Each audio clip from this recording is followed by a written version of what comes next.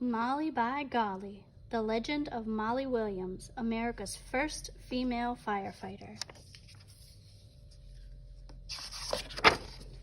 By Dianne Ochiltree and illustrated by Kathleen Kemley.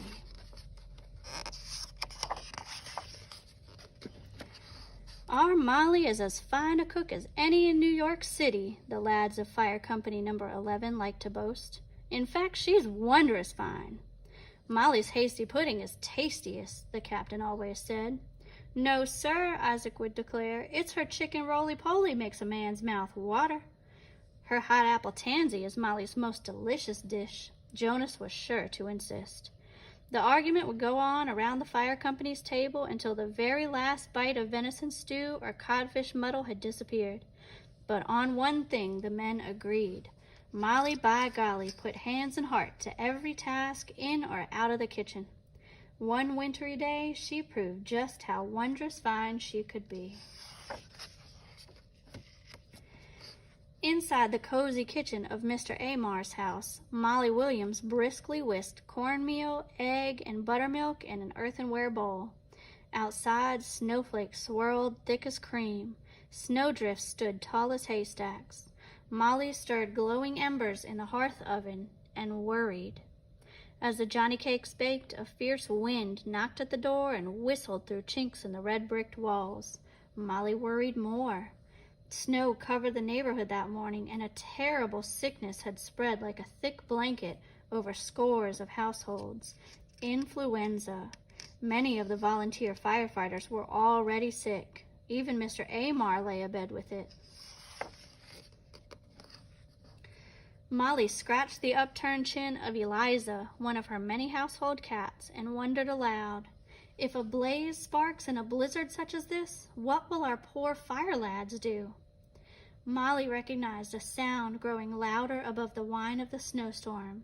Had her worry about fire come true? Church bells clang, clang, clanged. They sang out, a fire alarm.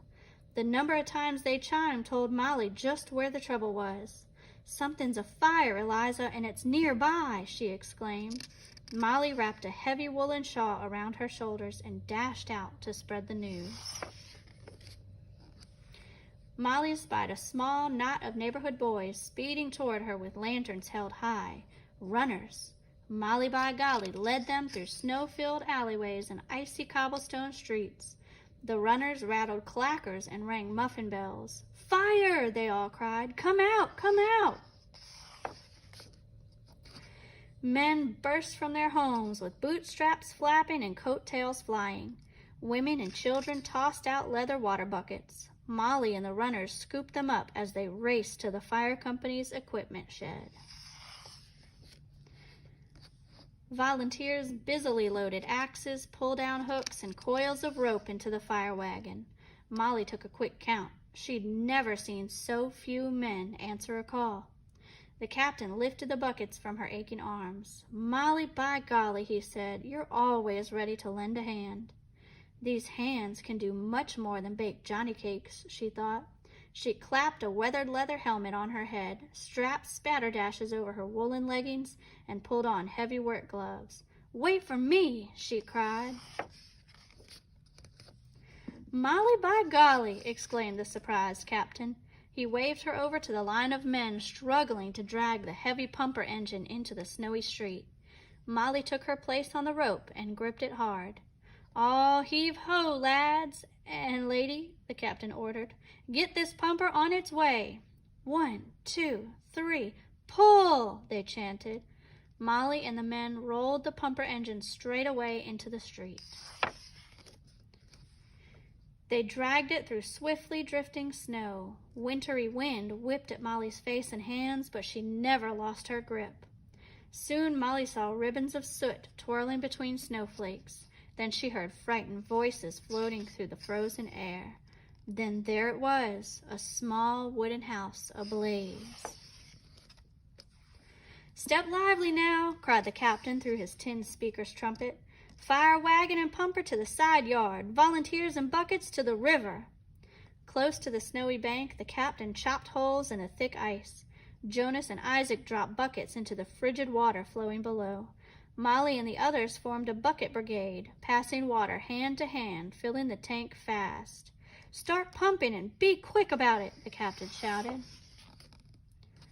Molly jumped to join the men at the pumper's engine side.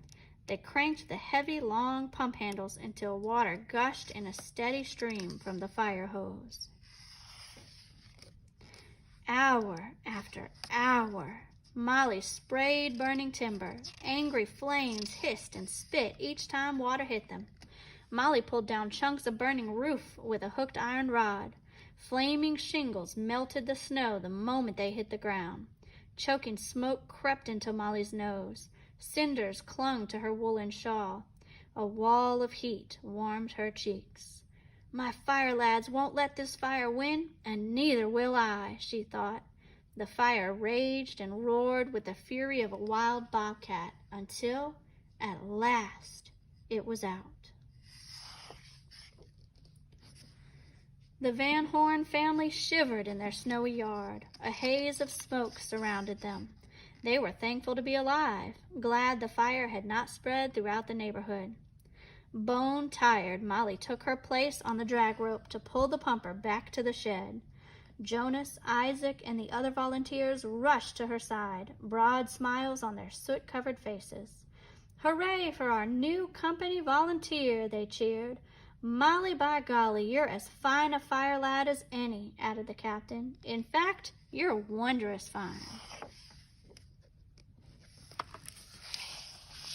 The end.